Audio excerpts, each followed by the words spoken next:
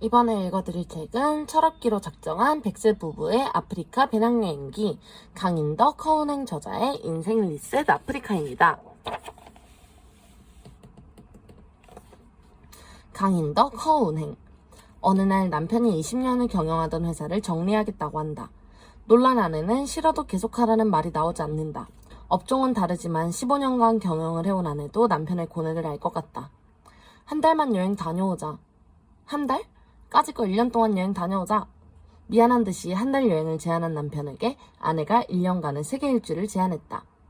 그래, 인생 리셋. 여행 다녀와서 살고 싶은 삶을 살자. 그렇게 둘의 나이 100세 부부의 철없는 세계 일주가 시작됐다. 세계 37개국 139개의 도시를 지구의 여름을 따라 돌아다녔다. 여행 중에 어느 누구도 학벌이나 스펙을 물어보는 사람이 없었고 단지 어느 나라 사람인지 몇 살인지를 물었다. 우리는 코리안 아줌마 아저씨로 둘이 합쳐 100세라고 대답했다. 그걸로 충분했다.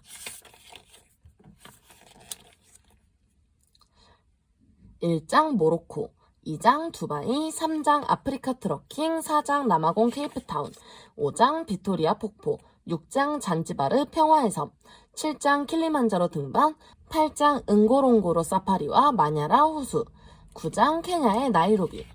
둘이 합쳐 100세가 되는 해에 세계 일주를 1년간 다녀왔습니다. 자유로운 여행을 하고자 하는 분들께 작게나마 도움이 될 듯하여 책으로 냅니다. 세계 일주 별것 아니더군요. 또한 많은 분들이 위험하다고 알고 있던 아프리카는 어느 나라보다도 안전하고 아름다웠습니다. 1년간의 세계 일주는 7월 초에 시작하였는데 루트를 유럽, 아프리카, 호주, 뉴질랜드, 남미, 북미 순으로 하여 지구의 여름을 따라다녔습니다. 추위도 피하고 짐을 줄이기 위해서였습니다. 아시아는 다녀온 곳이 많고 나중에도 어렵지 않아 이번 세계 일주에서는 생략하였고요. 유럽에서부터 남미까지는 여행의 순발력을 위해 배낭을 가지고 다니면서 여행해왔습니다. 덩치도 크지 않은 중년 부부가 겁도 없이 자유배낭 여행을 한 것이지요. 지나고 생각하니 있어 보이지 않아 안전하게 다닐 수 있기도 했습니다. 마음에 드는 곳이 있다면 몇 달이라도 살아보려고 비행기표를 미리 예약하지는 않았습니다. 도착하자마자 떠날 생각을 하면 경치도 사람도 문화도 눈에 잘 안 들어오니까요. 요즘엔 저가 항공이 많아져서 미리 예약 안 해도 괜찮습니다. 숙소의 경우 관광객이 많은 유럽도 7, 8월에 파리나 런던만 빼고는 하루 이틀 전에 예약하며 다녔습니다. 유럽의 한국인 민박은 정보도 얻을 수 있고 푸짐한 한식도 있지만 저희는 여행 실감을 위해 거의 이용하지 않았습니다. 한편 조금 무모하면 행운이 오기도 합니다. 9월에 예약 없이 아테네를 가서 파르테논 신전이 보이는 루프탑방에서 며칠을 있기도 했고 잔지바르에서는 빈 방이 있는 것만 확인하고 가서는 특실을 일반실 가격으로 할인하여 이슬람식 호사를 누리기도 했습니다. 식도락도 여행에서 중요한 문화체험이지요. 여행에서 유명한 레스토랑에서 식사도 했지만 서민의 생활을 겪어보려고 현지식을 더 즐겼습니다. 올인클루시브의 칸쿤 고급 호텔에서 무제한 제공되는 고급 음식도 좋았지만 배 타고 건넌 이슬람 모아레스의 골목집의 로컬 식당은 잊혀지지 않을 깊은 맛이었습니다. 멕시코 음식을 가장 맛있게 먹은 곳이었죠. 우리는 그저 황인종의 중년 남자 한 명과 여자 한 명일 뿐이었습니다. 작디 작은 한국의 서울 강남이라는 곳에서 유능하다고 인정받아 자부심 느끼던 우리는 참으로 우물 안의 개구리였음을 여러 번 느꼈지요.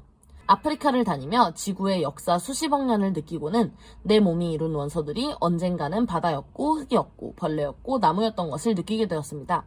죽어서는 다시 흙이 되고 나무도 되고 바다도 되겠지요. 물론 지식으로는 알고 있긴 했었지만 양적으로만 알고 있던 것을 질적으로 느끼게 되었습니다. 현재 그대로를 보기 위해 노력했습니다. 역사나 이데올로기를 많이 의식하지 않으려 했습니다.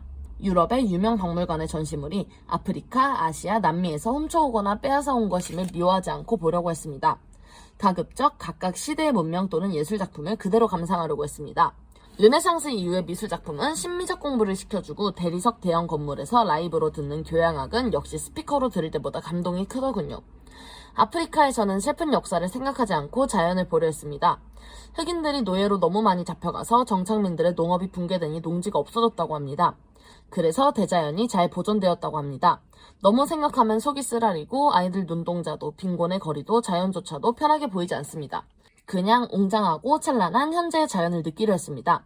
사막에 가보고 초원에서 동물과 달려보고 매일 다른 일출과 일몰, 밤에는 별자리와 낮에는 구름의 향연을 보았습니다.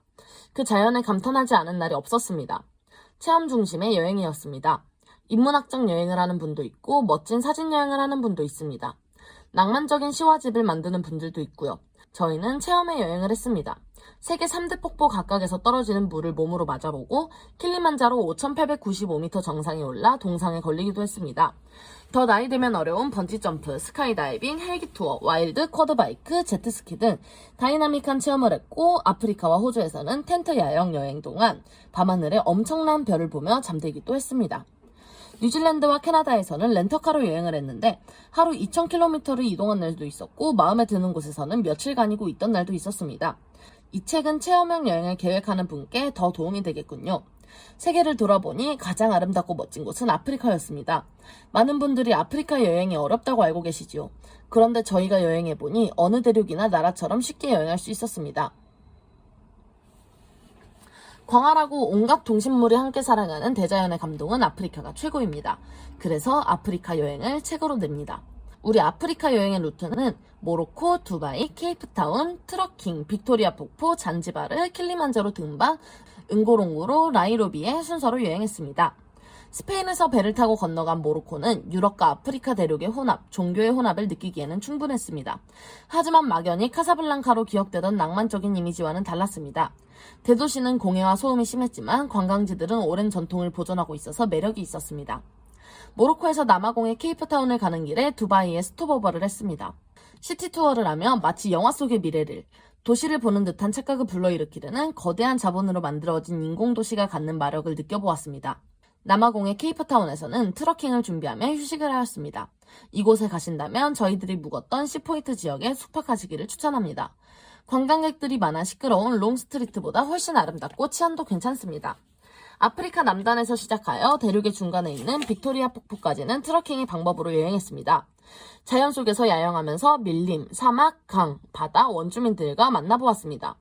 무공의 자연의 아름다움에 도취되었고 구름과 하늘의 웅장함을 경외하였습니다. 끝없는 지평선을 따라 온종이 달린 날도 있었고 낙원 같은 육지 안의 섬에서 망중한을 보내기도 했습니다. 체력 소모가 많았던 트러킹이 끝나고 빅폴에서 편안한 휴식을 하였습니다. 세계 3대 폭포 중에 빅토리아 폭포가 가장 아름답고 웅장했습니다. 그곳에서 번지점프를 하며 아드레날린 폭풍 분출을 경험해보았지요. 그리고 슈스트링이라는 유쾌한 숙소에서 재밌게 보냈습니다. 잔지바르는 유명세 이상의 아름다운 섬이었습니다. 노예섬이라는 슬픈 역사를 지니고 있지만 옥빛바다에 떠있는 도우선의 모습, 흰색의 건물들, 노을을 배경으로 다이빙하는 청년들의 실루엣이 언제까지도 기억될 듯합니다. 아름답고 평화로운 이곳에서 킬리만자로 등반을 위해 체력을 가다듬었습니다. 킬리만자로는 5,895m, 우리가 가본 산 중에 가장 높으며 2번은 올라가지 못할 것 같습니다.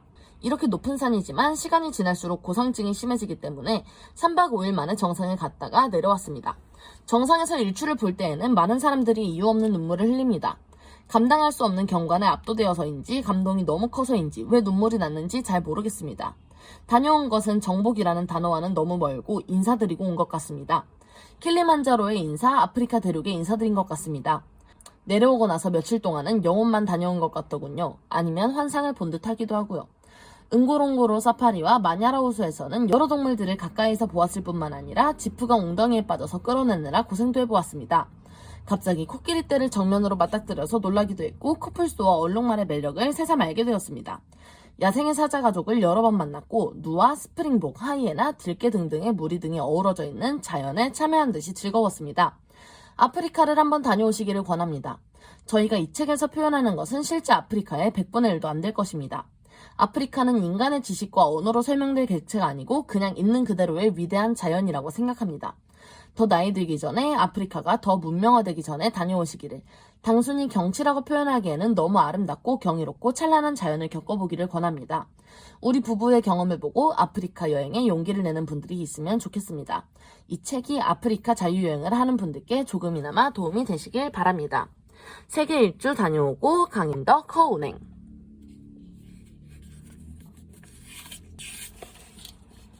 유럽에서 아프리카 겨우 27km, 페리로 1시간이면 100일간의 유럽 여행을 마치고 아프리카로 들어가는 날이다. 오랫동안 꿈꿔왔던 아프리카 여행. 아침이면 아프리카로 간다는 설렘에 반잠을 설쳤다. 어제 저녁에 시작된 비가 밤새 내리고 새벽에서야 잦아들었다. 모로코 탕헤르까지 이동해야 하는데 비가 잠시나마 멈추어서 다행이다. 그래도 짐을 단단히 꾸리고 비에 젖지 않도록 배낭에 커버를 씌웠다. 숙소 1층 카페테리아에서 올라오는 갓 구운 빵과 커피의 짙은 향이 후각과 식욕을 자극한다.